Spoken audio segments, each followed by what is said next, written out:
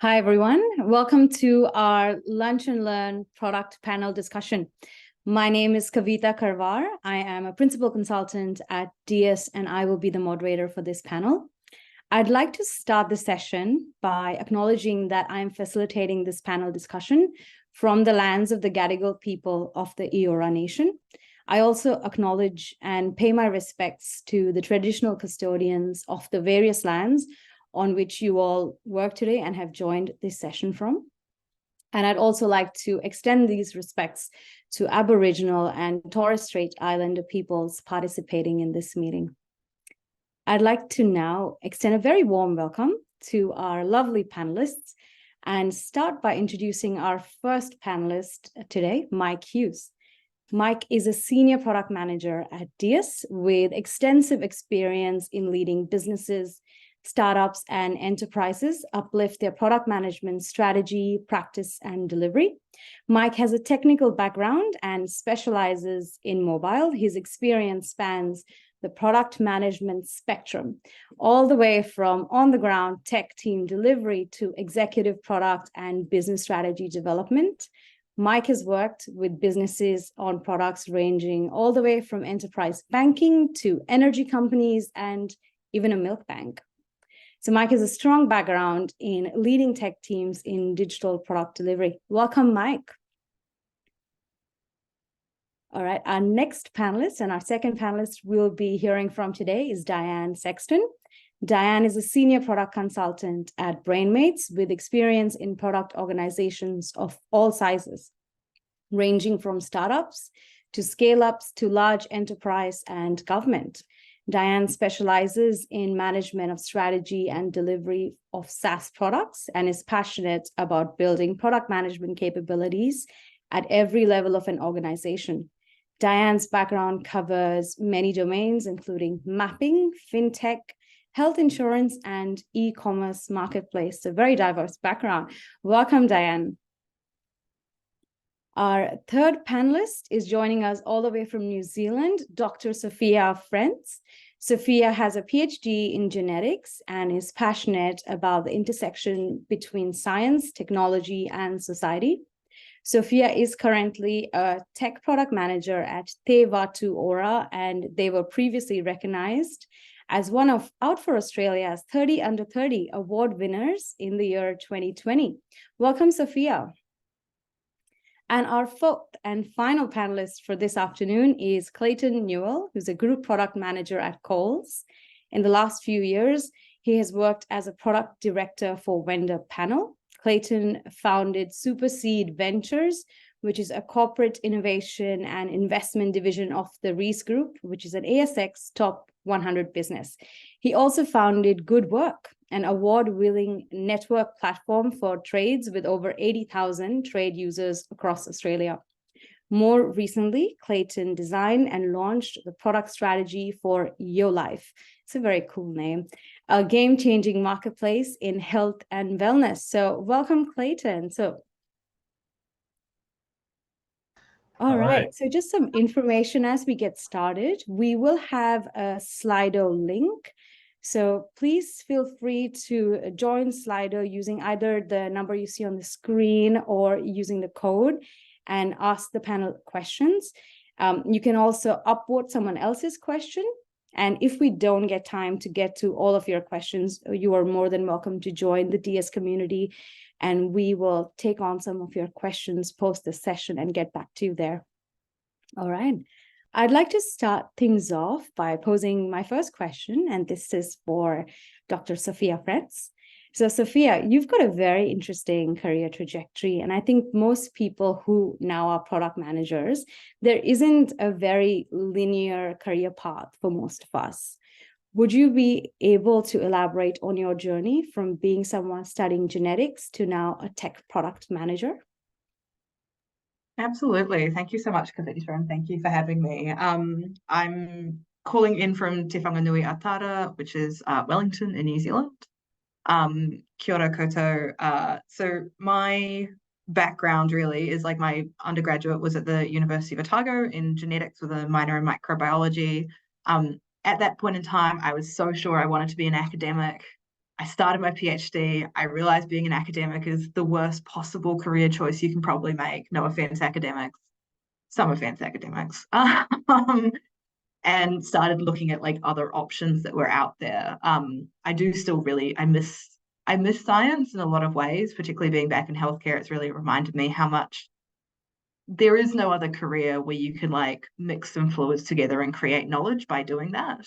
And so like that was really, really fantastic. I've always really enjoyed pulling like things apart, essentially, whether that's like from the perspective of understanding a really complicated protein and gene interaction, or it turns out that sets you up really well for BA work.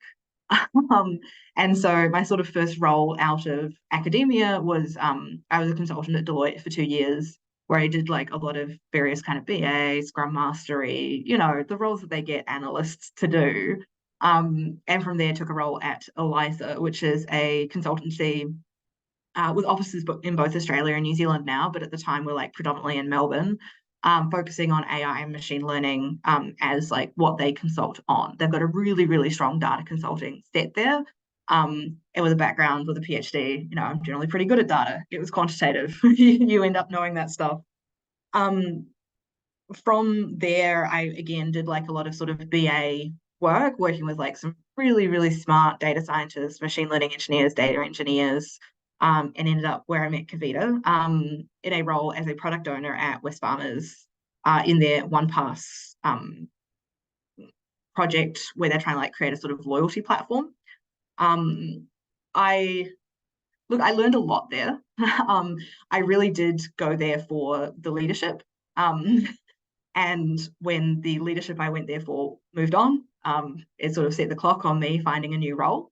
And from there, I finally got a job that's putting all of my pieces together, right? So like I'm doing healthcare stuff, I'm doing product stuff, and I'm doing a lot of data stuff as you sort of just end up to in product. It's when it comes to like the career that you take to get into being a product manager, it's almost like the most important thing is to just experience stuff. And to like, as soon as you start down this pathway of like working with, companies that impact your life, like you start to think about those interactions in a really different way. And I mean, I still do that, right? Like I'm now working on the back end of a healthcare system. So whenever I go to the doctor, I'm like leaning over their shoulder going like, oh, is that the form? Oh, okay.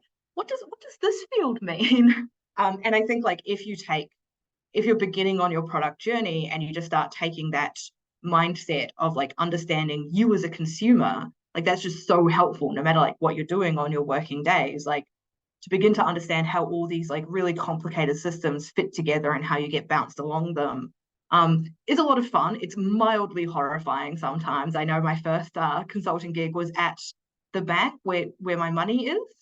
And I definitely got a few months in and I was like, but you have my money. Oh no. But then you learn they're all bad. So you would say it's more following your creative and curiosity and having an analytical mindset, and that's kind of what has organically meant you've taken on more of that product management role. Is that Yeah, absolutely. I think you can come to product from anywhere, but I think often because product is so closely associated with technical products, as my role quite explicitly is, people underestimate how creative it is. In the same way people often underestimate how creative coding is, right? These are like massively creative roles where, particularly as a PM, you're looking so far into the future, you constantly have to be going like, well, what if this happens? What if this changes? And I think something we've all learned from the year 2020 is that you never know. And so it really does pay like to be creative in these kinds of roles. Thank you so much. That makes perfect sense. So having that creative mindset, but also being curious and being data informed. And we'll come back for a bit more of your insight around data and being data informed. But I want to now pose a second question to Diane. And also just a reminder, everyone, we do have Slido open. So if you do have questions you want to get on there, feel free to. So Diane, just shifting tack a bit, in our current economic climate, 2023, there are fears for tech recession. What are some strategies that you've seen work well that perhaps have helped recession-proof an organization or a product? Thanks, Kavita, and thanks everyone. Lovely to be here today. Thank you to DiUS for inviting me. I don't know that it's possible to recession-proof your organization at large or small scale. I think everyone gets impacted by that thing that we won't mention that happened in the last 3 years. However, what you can do, and to be a positive thinker about that, is when you joined a company, you joined because of a vision that they had. Most people respect that the founders or the CEO, the chair, the board have a vision for that company. And it's up to the executive and the product people to execute on that vision, to create the strategy and the roadmap for delivery. So go back to the vision and check that it's still true. Is it still valid in the market as things have changed? And usually it would be, because the problem still exists and the people who benefit from that solution will still be out there. So confirm that your target market is still there, that your customers are still there, and they're still willing to pay for the solution. Maybe you need to refine it a little. Maybe you need to shrink your addressable market because of what's changed. But then again, just look at your strategy to execute on that confirmed vision and confirmed market. You are probably a bit deluded if you think that the strategy you had prior to the lean times is still going to hold, because people don't have the money to spend. So you're at worst deluding yourself, but you're also deluding the market. If you go out to your customers and say, we can do all these things, and they go, great, but we can't afford it, but can we have it anyway? You kind of go, actually, no, you can't have the thing anymore. So you want to make sure that you keep track of your customers, that they're going to pay, and that your strategy to execute on that fits in with that kind of budget that you have available. The other thing I would say for recession proofing, more like adapting to the fact that it's so disrupted and the world is changing so quickly, is set yourself some other signals to tell you if stuff's going to plan. So you could make signposts and signals that are not your traditional ones, like your standard, monthly active users or order value in your cart, and those things. They'll tell you that something's already happened, that people have stopped buying your product. But maybe what you want to do is, are there other external signals that you could look for? And at risk of being a bit flip, like saying, if a butterfly flaps its wings in the Amazon, what happens? It's probably not to that extent, but you could look for other signals and signposts like, it turns out that there's a lot of stories in the newspaper about cost of living, or there's a lot of stories in the newspaper about the cost of fuel. So what might that mean for parts of our business that rely on those things? So whether it's supply chain or delivery or some other metric that you would be looking out for. But it's definitely that signal or signpost that you might need to be bringing in that creativity that Sophia mentioned, being creative about thinking of where could we see things that we can adapt to, that our strategy needs to take into account, and being really honest that the strategy you had when times were good is not the same when times are bad. Oh, that's very well put. So there's no like quick fix, one size fits all for recession proofing. Okay, too bad. No, but that makes total sense. So your callouts were reevaluating your strategy and looking at what is a measurable, say, trend or data point today, if the times are leaner, and seeing what holds up. I see a lot of emojis in our Slack with butterfly. That was a great analogy. Thank you for that. All right. Moving on to Mike, question for you. And I think this is, continuing with what Diane mentioned earlier, with many businesses now of all sizes are reducing spending perhaps on product and maybe even service innovation. How could a small business or any business possibly still outperform their competition? Thanks, Kavita. So it's an interesting question. I guess it starts with approach. So number one, you've got to be doing sort of innovation and actually have some sort of product practice or something very much like it. You've got to be doing it. In my role as a consultant, I come across lots of businesses, and I'm still shocked now that I come across businesses that aren't really doing much in terms of innovation and product and service sort of development. It kind of gets put in the nice to have bucket and gets put aside. So when things get tough, sometimes it stays in that bucket in that we'll do it later. So I think step one is you've got to be sort of always thinking forward, planning, what's your innovation, what are your new features coming, how you're enhancing the product, how you're improving the customer experience. And with that in mind, so number one, you've got to be doing it for a start, and still shocked by how many companies aren't. Number two, we have to sort of recognize, and as we go into a slowdown as well, we have to think about, okay, we're going into a slowdown. What's the sort of approach we're going to take to a slowdown? A lot of companies will go, oh, we're in a slowdown. All the executives cut our budget. Oh, what a Debbie Downer. We're going to have less, we're going to do less discovery and less innovation and less product development and less features. Oh, down, down, down. I'd argue that it's times like this where there's actually a bigger opportunity. So if you think about normal times when things are not bad, you and your competitors everyone's going a million miles an hour trying to enhance their product, get a better customer experience, deliver more value to the customer, et cetera, et cetera. So everyone's running flat out. So when times are tough, you can guarantee that there'll be a bit of a synchronized step down and a reduce the budgets, reduce the effort, reduce the activity in a lot of your competitors. So there's almost an argument to say, if you can keep up your product and innovation efforts, the gap between what you do and what a bunch of your competitors do will be even bigger. So my argument is that this is a really big opportunity to grab hold of, and don't, shrink your product and discovery teams down to a micro dot, because that's a big mistake. The other thing to note about slow times too is that by definition, let's say we're going to have 2 years of slow times. Maybe there's a recession, maybe there's not.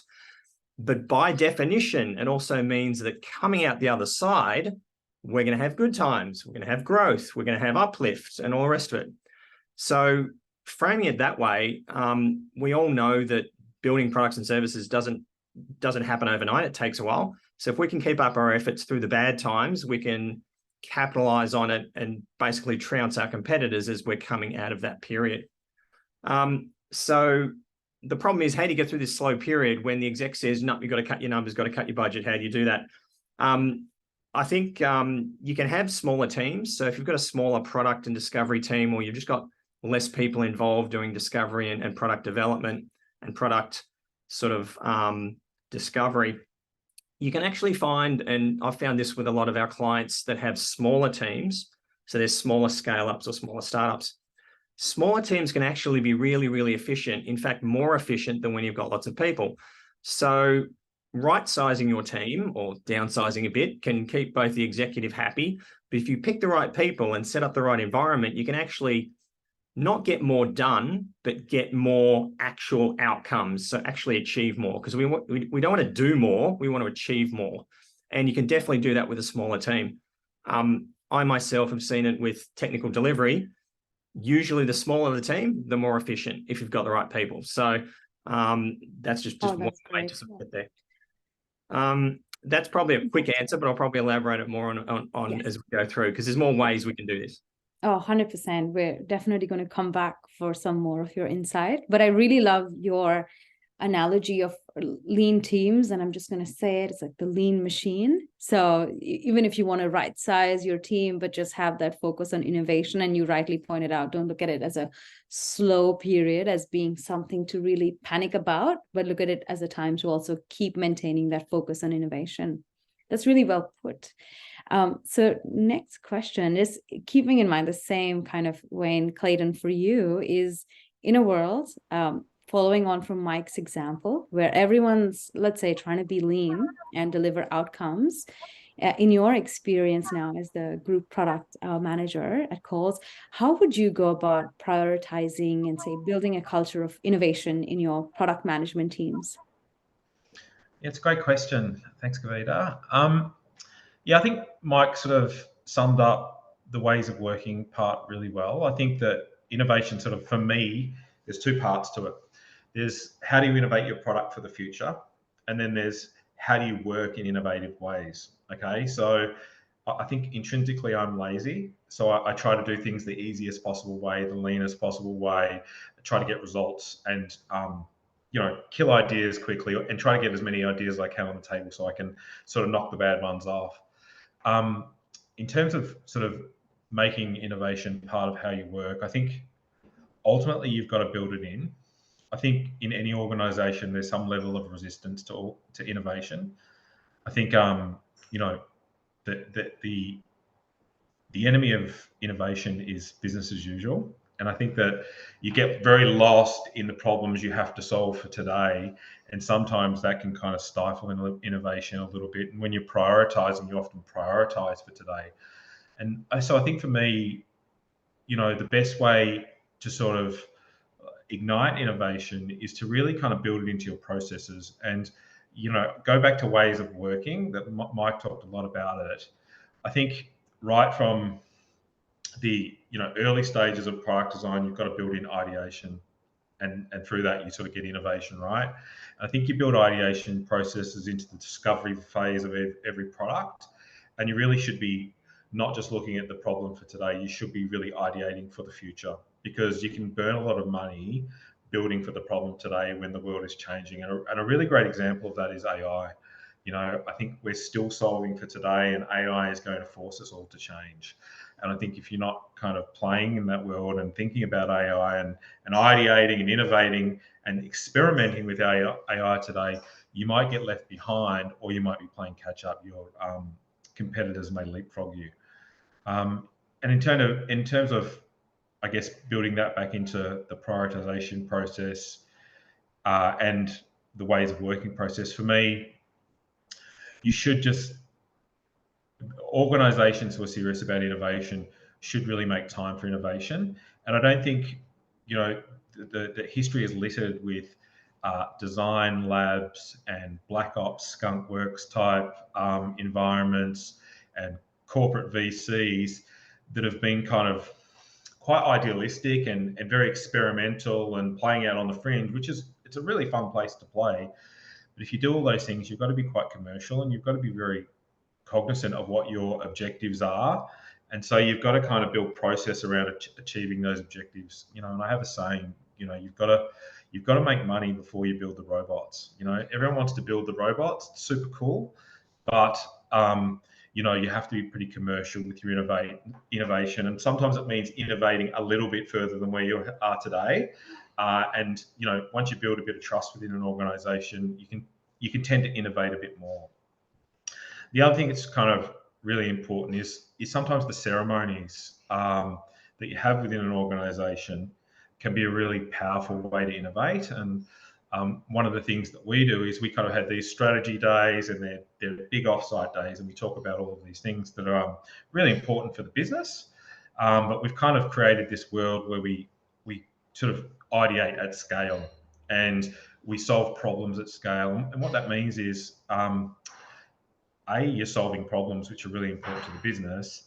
B, you're getting a bunch of people aligned to the problems that the business is facing. And C, you come out with some really great ideas, and you can build that into your process. So, you know, it's just a really big ideation session, which I usually facilitate, and they're usually a lot of fun, and the energy is really high. But like, you know, usually there's a few really good ideas out of that. And you really look for the commercial ideas that you could potentially scale. And we kind of gamify it a little bit. So, you know, it's like, how can we get a commercial outcome out of this, and how can we give people the opportunity to work on something that's really cool? So we've kind of built that into our processes. And, you know, I think it's been really well received within the organisation, because sometimes, you know, working on the BAU all day, every day can get a little bit mundane. It's not to say that people don't love their jobs and they aren't solving cool problems, but it's always nice to really think about the future and really think about, you know, how you might solve these big problems, and just getting out of that day-to-day comfort and going, wow, how would I solve that if I had $1 million or $1 billion? You know, like, it's a really fun place to play. So, you know, really the long and the short of that is, you know, build processes around that, but don't make them cumbersome processes, and don't sort of spend your whole life out on the edge where your board or your leadership team or, you know, or your investors might not see value, or might not see value yet, or understand the value, because we've got big problems to solve today. So you kind of got to find that balance, and it's quite hard. Yeah. No, I love this response, especially like your analogy, like make money before you build the robots, and having and being a bit pragmatic as well. So I think your call outs around looking at horizon, innovating for the future, but being pragmatic, tying it back to commercial value. So then you're able to talk to your perhaps your board or your executives about the value of the innovation that the team's doing. And also governance. That's a really good one. Having governance that works and not governance for the sake of governance. Thank you so much. I think that was really good. We have got some very interesting questions and really good ones come through from Slido. So what I might do is now throw it over to Sophia, because we have some questions around data and data product management, which I know, Sophia, you've previously spoken a bit about making data work for your organization and being data informed.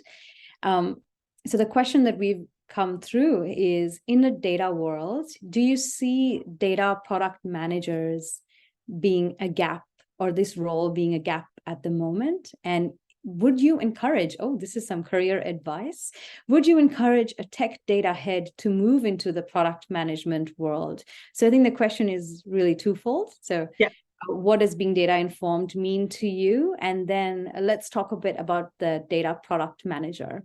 And also, disclaimer, this is not meant to be a career advice panel, but definitely keen for us to just discuss this now. Yeah. No, I was going to say, like, I have noticed how, like, the one government employee you haven't asked about innovation. And I'm thinking all through, like, Clayton's thing, I'm like, I don't get to do much innovation anymore. My role in our structure, because I have this really fun position, right, where I'm in the New Zealand government, so I don't actually have to make money for anyone. I just have to, like, make this session is being recorded, Sophia, just so you know. Yeah. No, but, like, genuinely, like, we try and save money wherever we can, because we do take the fact we're using taxpayer dollars really seriously, but fundamentally we're not commercial, so I just don't think about that. I just think about the quality of our service, and then cost is, like, something to consider, but it's never something we, like, need to recoup at any point. So it's a really different way of thinking in this role. But also, like, I really enjoy the dedicated innovation teams we have, but because I'm so close to the clinical expertise, often they'll come to me with innovation. I'll say, like, no, I'm so sorry. And it's really hard for me, because I do love, like, the big thinking and the fun ideas. But when it comes to, I do really see, like, data product managers as a bit of a gap. The reasoning for this is a few things, right? Like, a product manager it's an all-rounder, right? Like, any role, you have to be able to do a bit of everything, and you'll have gaps, and you just have to be okay with those gaps. And it's good you reminded me that we're recording this, Kavita, because otherwise you remind me when I say this. My test lead, I sat down with her once and I was like, look, I need you to understand, I don't really understand what you do. And she was like, no, that's okay. I'm like, okay, you know how when Sally Ride went to space for 7 days and NASA was like, do you need 100 tampons? And she said, not for 7 days. That's me, but with testing. So if I say something and you have that kind of reaction in your body that's the most incorrect thing you could have said, just tell me. I know that I don't know these things. And so, but the knowledge of data, it's hard for me to sort of, I think it is difficult to learn, in the sense that the way data and thinking about data is taught is not very friendly for a lot of people. It's something that really worked for me, obviously, career-wise, but I think the way we often talk about data in school, in universities, doesn't match with how a lot of people's brains think. And I remember I talked with, like, our marketing team about this a few times at one pass. It's like everything they do is actually data. Everything any person does ever is data. Our whole brains are built to receive and prioritize data, right? And sometimes it gets it wrong. But a lot of the time, that's just all you're doing. But the way we think about data is very mathematical, it's very engineering based, it's very techie based, and that doesn't necessarily work for everyone. And so I do think it's a gap, not because we don't have data literate product managers, but because the product managers haven't realized how to use that strength yet, if that makes sense. Like, it's kind of like, I'm such a firm believer that everyone has the ability to be data literate, but not everyone will have the ability to be numbers literate, right? Like, dyscalculia exists. And we sort of have to allow for that. And so it's about, like, how do we unlock the potential in our current data, in our current product managers, to make them comfortable with data in these ways, But also, yes, like really good question around like a techie data person coming into product management. When it comes to career advice, probably the biggest question to ask yourself is what you want. I think I've seen a lot of really wonderful, brilliant tech people go like, what I want is to be less technical. And then they have one job doing that and they go, oh, I really miss coding. Like, actually, I don't want to do this. Fewer meetings, more coding, please. One of my support staff right now that I'm working with, like, has been the head of a department at Hewlett Packard and was like, no, I just really miss coding though. So has come back to do this stuff again. And so like, think really hard about what you actually want. I think anyone who's technical will often be a really strong asset to a product background. So like I have always sat on the more technical end of product people because I know how to code. I just never want to do it for a job. And I know that about myself. And so when I need to like go and actually look at it and be like, you haven't commented your code, like show me on the line where the thing is happening that I requested gets built. Like I can actually follow those conversations in a way not everyone can and not everyone has to, honestly. You should be able to trust your engineers. I've been in consulting too long to always do that. But yeah, I think that would be the biggest thing is like, I really enjoy my role. Yeah. I really enjoy being in product, but it won't be right for everyone. And if you like your current role, maybe keep doing it. Yeah, no, but I think that's really good career advice, because if someone is considering, because what you did call out there was if someone was considering doing something that they weren't doing before, like the example you used of someone who wants to move into a not techie role, experiment, see how you go with it and introspect on how that went for you and if that fits in with either your short-term goals or maybe something different to try. But I think that was really good. And also you spoke about leaning on your strengths and understanding how data and what metrics would work for your product. And also perhaps what is in your strong suit. In your case, you use the example of testing, leaning on the team that is actually doing that role and playing to your strengths. I think that was really good. Thanks, Sophia. Just jumping in there. Jumping in there for yes. one cautionary tale. Becoming a product manager, be careful what you wish for. That's all I'll say. Mike, we've got a release in a week. My heart rate is so high right now. Hey, it's okay. The grass is always greener, right? It's fine. This is my belief. Like you got to try it before you buy it. So maybe someone just needs to try wearing the product manager hat and seeing how they go. You know, you never know. If I could just jump in there. Oh, sorry, Clayton. Yeah. Just jump in on that data question. Look, data is super important. And when you work for a company like Coles and you've got to go through product funding and prioritization, all that sort of stuff, you always get asked what your return on investment is, and you always get asked for the numbers and all those things that are really important. But I think as a product manager, sometimes you have to embrace the unknown, and sometimes you don't know what data you need, and you don't always have the data because you're doing something new. And I think, going to design thinking principles and considering how you can create data is really important, right? So there's a lot of solutions in the world that are looking for problems, but you really have to build something that solves a problem. And you can only do that by talking to your customers. And so you create data. So build prototypes fast, lean, cheap, and go out and talk to people. I've worked for a few organizations and done this, and this scares people. A lot of product managers, when we do design sprints and we're building prototypes, I force our product managers to go out and stand in the street, stand in front of supermarkets, talk to online shoppers, and do all these cool things. And they're all scared to do it because everyone hates rejection. You kind of feel like those charity muggers on the street that are asking people for their time, and you feel like you're being an impost on people. But it's quite amazing when you get 20 rejections, you get to the 21st person, and that person is happy to talk to you and share their experience, and you get a lot of nuggets around, what their problem is, and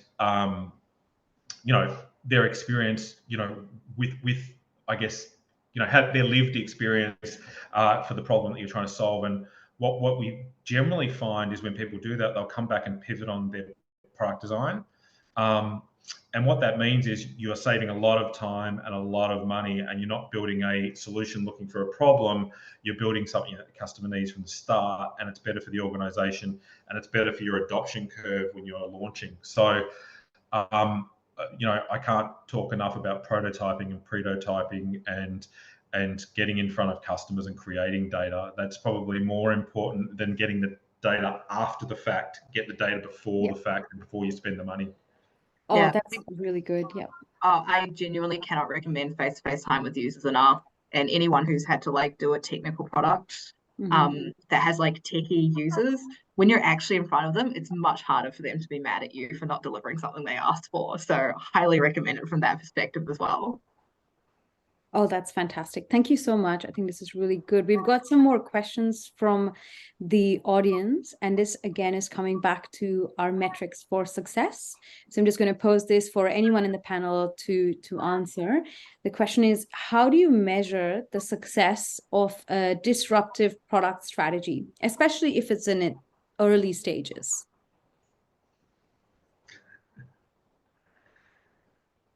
I'll pick that one up, I think, just to get the ball rolling. So what makes a disruptive product strategy? I think that you have to also examine that question. So really, if you are trying to make waves, so you want to attract customers away from some competitor, or you think there's an unmet need and you're doing something brand new, like that's pretty unique. The measures of success are clearly your first customer, right? That first customer makes all of the difference, because you know that you've got product market fit for at least one person or one group of people. What you want to do is at that point not seek another second different customer to that first one, but you want to expand on what was it that made that specific customer attracted to my product, want to pay the money. How do I double down on that? And that might mean revisiting your strategy, because what worked for that first customer might not work for customer N+1. And you want to grow from 0 to 1 is really important, but from 1 to N is a slightly different view of things. And that's where you sort of think about that scale thing. So what attracted that first customer? How do you double down on that? Also then making sure that you don't keep chasing the big customer. So you think you might want a flagship customer or like a banner that you want to say, hey, I've got this brand, look at this logo that I can now add because they're my customer. You may not want that logo, right? Because they might be the tail wagging the dog and they are not aligned with your vision. So the metric I would say is, how do I keep that first customer happy? How do I scale from that first customer to more? Other metrics I would look for are, how much are our competitors starting to copy us? So where we've actually identified an unmet need that nobody else has addressed yet, or they've tried and they've failed, and then people start picking up on that competition and saying, oh, they did this, and you start seeing your same words or your same little features or tools or something show up in other places. So be really aware of what the marketplace is doing. Then that's such a powerful metric, because you can then go back to your first customer, that one who loved you, and say, did you know that other competitor out there is doing a thing? And they'll say, yeah, I saw that. What are you doing about it? And you go, right, well, my vision is to continue expanding, or here's my strategy to deal with that. And so you want to be on the front foot for those conversations. You don't ever want that first customer, that so powerful first customer, to say, oh, but they've got something better now, I'm going to move, because early adopters are really fickle. So you want to try and keep that early adopter comfortable and happy to keep talking to you. So always be open to hear from them and from the competition. Oh, that's fantastic. That's really good. To know your audience, keep your eye on competitors and keep up that competitor analysis, and come back to the customer, so you keep them engaged and you build on your customer base. That's fantastic. That's really good advice.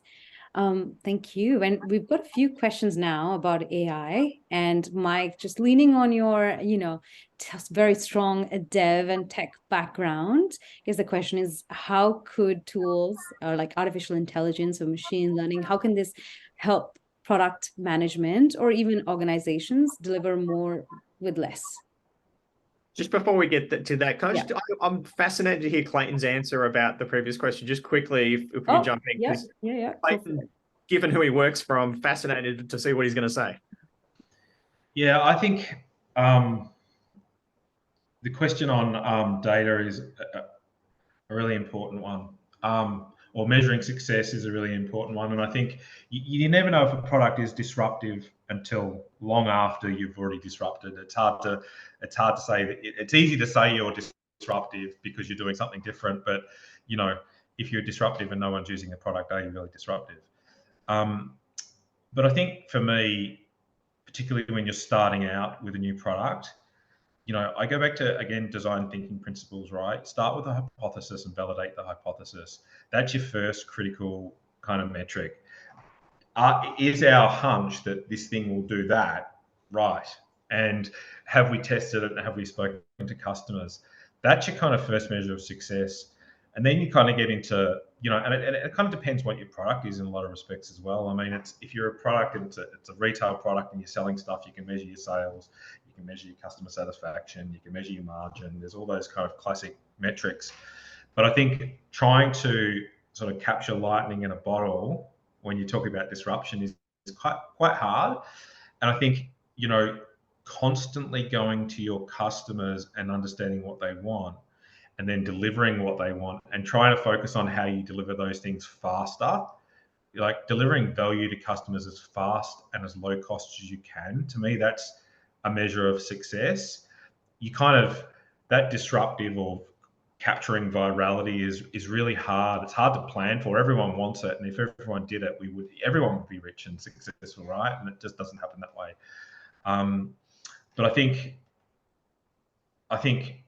for me, it's just going to first principles and looking at how, understanding what it is your product is meant to do, and is it doing that, and are the customers telling you that's what they want, and are you getting repeat business, and are people coming back to use that thing more often? Are you seeing kind of like that Moore's law? Like, are you seeing a doubling effect in your user adoption or your use of that thing, or the time spent on the thing, or whatever that is? If you're seeing patterns where it's kind of exponentially growing in those key areas that you're focusing on, you might be on the path to disruption. But I think, you've really got to understand.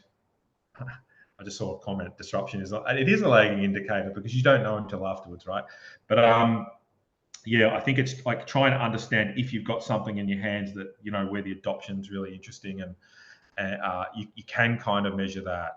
You should be measuring absolutely every interaction wherever possible, and trying to build from the start, trying to understand how you get that data in. There's nothing worse than needing the data and having to create it or find it or build something in because it's a hunch and you don't know, right? And I think that the world today, particularly in retail, where I'm playing at the moment, is, all of those retail marketing platforms, they're analytics machines. They sell you on the analytics, they sell ads, and then they tell you how good the ads are performing, so you want to spend more money. And if you're not using those insights and analytics, you're probably doing yourself a disservice. They're really smart, those sorts of platforms. And then obviously you've got all of the integrated platforms like Power BI and Tableau and all of those cool products that are around to tell you insights. You've just got to understand how to find the insights, right? Because data on a page doesn't tell you much. You've got to work out what the data means. That's a fantastic answer. I loved how you said measure every single interaction and focus on your analytics and insights. It's really good. We've got another question, which while I have you here, I might just ask you this one as well. How can, and this is purely from a product manager sense, how can product managers measure their contribution to the company? Because, for example, if someone is in sales, they can often measure their contribution by looking at revenue earned. So would a product manager also look back at product interactions, or look at what you mentioned earlier, like the customer base? Would that be some of the indicators they would use? Yeah, it's a very interesting question. For me, it's all about speed to value. So how much value are you delivering to your customer, whether they be internal customers or external customers, depending on your product and who you service, and how quick are you getting that value to them? I think a lot of organizations get caught up in decision making and approvals and prioritization, and all those things are really important, but they can really slow you down. So if you measure speed to value in whatever that means in your organization, and we look at cycle time, and we might be looking at sales, or we might be looking at how fast we release, what our release plan is, and how fast we are releasing the features or the things that are really important to our customers. For me, as a product manager, it's like speed to value. And if a lot of it comes down to how you cut up your roadmap or your backlog or whatever that is. If you're working on something for 6 months and you're not releasing anything, your speed to value is going to be very low. you know, and there's that classic MVP model, right? So if no one complains about your MVP, you've released it too late, right? So you should be releasing early and often and optimizing and trying to release value as best you can and unlock that value. Particularly if you start with an MVP that's kind of poor, you should be able to release value quite often, because it should just get, the experience should get better and better and better the more you release. Absolutely. That's kind of my view. There's lots of other ways to measure it. You can measure it on sales and adoption, and there's all those wonderful metrics that you can look at. But I think that speed to value kind of is almost like a leading indicator of those other things. That's fantastic. Speed to value, and get your product into market early and build on that to unlock the value. That's fantastic. Thank you so much. All right, shifting back now. I might add to that. Oh, Sorry, yes, Kavita. I might just add to that on knowing if you're delivering value as a product manager. 100%. Everything that Clayton said is kind of quantitative. I'd add in a qualitative one, which is, are your stakeholders happy with you? How many interactions have you had with your stakeholders? Have they been pleasant? Or even if they're not pleasant, have they been productive? I find that some of the best stuff comes out of some of those slightly unpleasant, uncomfortable conversations with stakeholders, because usually that means you missed something and they want to point that out. But if I can look back at a week and go, yes, I've been in meetings back to back, but 50% of them were with my stakeholders, understanding what delivers value to them or showing them some value, then that's a win. So for product managers out there, don't feel that you should avoid those conversations, even if they're difficult, especially if they're difficult. Jump in there with both feet and really seek to understand what you can give and gain from those conversations. But I would count them as just as important internal stakeholders as talking to customers outside. Yeah, So seek and to that understand internal perceptions and get different perspective. Yeah, and that lets you build value rather than deliver value. So when you're like building those relationships, you're not necessarily delivering value every time you have those conversations. And you know, Diane flagged the kind of conversation that like you do really get good value out of. But like, you know, one of my proudest moments is like within 3 months here, I had a stronger relationship with one of our like main partners than almost anyone else who worked with them. Like they just trusted me. They came to me with issues. They worked through it. And like, you know, that's not going to deliver value every meeting I have with them. But it built value and it makes my path to delivering value much easier. So like, particularly if you're like a new product manager and you're wondering like, you know, what does my first 30, 60, 90 days look like? Like you don't, if you can deliver value in that timeline, that's awesome. But focus on like putting all those little pieces together that mean like, and I think all sort of 4 of us on the panel hopefully can do this. Like that mean once you have all those pieces together, your pathway to value is actually really short. That's really good. Thanks, Sophia. I think that summed it up really well. All right, there is a lot of buzz around questions for AI, so I'm going to get to that one. All right, so coming over to our emerging technologies around artificial intelligence and machine learning, how can these help product managers or an organization deliver more with less? I might kick that off, Kavita, because I didn't really answer your question. I diverted. It's okay. Look, AI and ML, it's a great space, and obviously at DiUS we do loads of this. I'm a dev. I dev every day. I play around with AI and ML. I think it's fantastic. Okay, so there's a couple of areas: your people and your product. Let's talk about your people first. So number one, does your dev team all use like, you know, Copilot or AI assisted tools to do dev? That's just a no-brainer. Like, why wouldn't you pay what is modest subscription fees for AI tooling if it saves your devs like 5% of their time? Same thing kind of goes as well for people like designers. There's a whole bunch of design and design to code tools and automated design tools and generative AI that can help a team building digital products actually generate more and be more productive. So there's tools on the dev side, there's tools on the design side you can absolutely use. Selfishly, as a product manager, I use OpenAI like 20 times a day. I'm writing words, formulating emails, writing proposals, just you name it. I guess part of it's being a consultant as well, but I'm doing it day in and day out. So I use OpenAI, for example, personally, just to rough stuff up. And instead of me parsing it to make sure it's all semi-perfect, as I sometimes do as a PM who's a bit of a control freak, look, I'll just get OpenAI to clean it up once I've got the thrust of it right. So there's productivity enhancements there around the people. So that's number one. Focus on how can you make your people more productive, so save them time in effect and improve quality. The other thing is on the product side. So I see a lot of product teams building digital products, and they'd love to use AI ML, but there's no one on the team that knows or does AI or ML.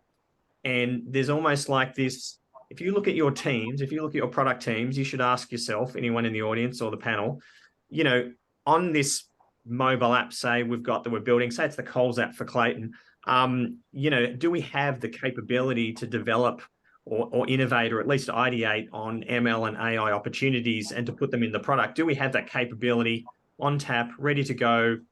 If someone comes up with a great idea, can we do it? Or do we have to spin up something special? So on the product side, to really make the most of AI and ML, you need to have that capability in the team, ready to go, on tap. It can't be something, oh yeah, we'll do it later, when it becomes a big thing. Because as we all know too, from putting my marketing hat on as a product manager too, your competitors are going to be out there saying, oh yeah, my to-do app's got a ML AI bot integrated with smarts. Like, we're in a competitive situation, and a lot of products will try to put AI and ML in there. And, you know, you should only put those features into your product if they're actually delivering value. But I hate to say it, there are a lot of products and services that are running to do that. So everyone's going to be a little bit playing a bit of catch up. So there's definitely some opportunities to enhance your product with AI and ML, but only if you've kind of got the capability ready to go and it actually adds value. I think so. If I could just build on that, I think you know, organizations have to give permission to their product teams to play with these things, because if you don't, you will get left behind. I think, you know, a lot of organizations, very large organizations, are kind of slow to create these experiences, and rightly so. There's still some huge questions around ethics and data sovereignty and data use, and you know, what happens to the data that you're putting into the machine, and where does that go, and who owns that? And I think there's a few challenges to be had before people go sort of diving in holus bolus. But I think building experimentation for these things, whether it's assisting how you work or whether it's building AI-driven products, you know, you should be experimenting now. You don't want to be on the back foot, and you don't want your competitors to build these superhuman experiences that are really helpful, that make people's lives easier. I mean, you've seen how fast products like OpenAI or ChatGPT have been adopted, and people are using them every day. And if you're building those into your products, there's huge opportunity to make your products very easy to use and very human, often in products that are quite transactional and lack a bit of personality. You can build a whole lot of personality into your products with these tools. And I think that, you know, you should be telling your product teams, A, you should be looking for productivity gains, and B, you should be experimenting for how we can improve the product experience for our customers using AI. And C, keep your eyes and ears open, because there are some data challenges that you need to consider. It's been really interesting sort of watching this like big AI time happen for everyone,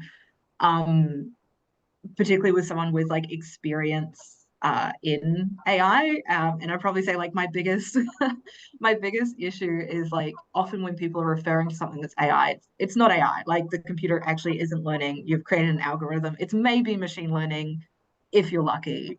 But you know, using it in the very colloquial sense, I think, you know, I like cool computer stuff. I just want to be, depends on how you define it, Richard. You want to be cautious as well, right? Because Clayton said, you know, and he's entirely right, you can build a bunch of personality into these things. There was a really well-published incident a few months ago where the Eating Disorder Organization of America fired a bunch of their support staff, replaced them with an AI bot, and then the bot started giving people advice on how to lose weight. And so keeping a really close eye on that just generally is a good idea, but also understanding the population and the data you're trying to feed in. So we talk a lot internally about the fact that like there's these awesome health AI tools being developed overseas. We can't drag and drop those because our population is really different. It's something that's been an issue since like I did undergrad, right? And we were like using ML algorithms to manage genomics. So like back in 2013, and I hated this, which is why I'm like not an ML coder anymore, would write some ML algorithms to assess like usually exome sequencing, which is the important part of the genome, to like see what disease things were falling out, to do like analyses really, really quickly. And the thing we found is that the classifiers that were received from other countries just don't work on our Indigenous populations, and they don't work on a lot of our Pacific populations in New Zealand. And you'll probably see the same thing in your groups in Australia, depending on how different the behaviour is to something overseas. So, you know, supermarket shopping, Clayton, might be fairly similar, but Australia could also be really different and unique. And so that's where like you'd want to be cautious and understanding like the actual questions you're asking before you say, well, this can definitely be answered by like existing AI. Yeah, Diane, it's a nightmare. It's really fun. And you're like, this is going to save me so much time. And then you're like, oh, it's created 6 months of work. Thank you. I think that's a really good point. So having that balance between innovation and also looking at, hey, is this fit for purpose for our audience? And are we just so bespoke that perhaps it may not be a very good fit there, but also investing in experimenting to see if perhaps something we could have productivity gains and we could learn from it. Yeah, I think that was really good. All right, so just looking at time, we just have 1 more minute. So unfortunately, I don't think we can take on any more questions. Now, I know we've had a very, very good audience interaction here. There are a lot of questions on Slido. We will send everyone on this call a link to join the DiUS community. You can also add in any further questions there. Now, everything that's on Slido that hasn't been spoken about in this panel discussion, we will try and get answers to those questions, and we will share these back with everyone on this call in the next week or so. So just keep an eye out for that.